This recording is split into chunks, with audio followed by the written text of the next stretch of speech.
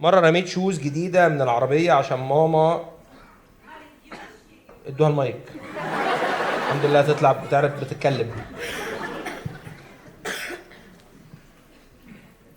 مرة نزلنا نشتري شوز جديدة وما رضيوش يجيبوا لي اللون اللي أنا عايزاه، فعقابا ليهم رميتها من العربية واحنا مروحين. فعقابا ليا جده خلاني أمشي حافية أسبوع. عقابا؟ مشيتي حافيه عقابا؟ ده كان بريفليج. ليه بقى؟ لان انت ما تمشي حافيه تلبسي الشبشب هنا ما حدش يعرف يمسكك وتبقى تبقى خطواتك مالهاش صوت. لا ما كانش فيه شبشب، هو أصر إن أنا أمشي الأسبوع بالفردة الواحدة. أسبوع القسوه دي. جده كان مريح. هل نزلك اشارات بمناديل او حاجه ولا يعني؟ لا حضرني عيد ميلادي بالفردة الواحدة 3 سنين. جدك جده كان خطير.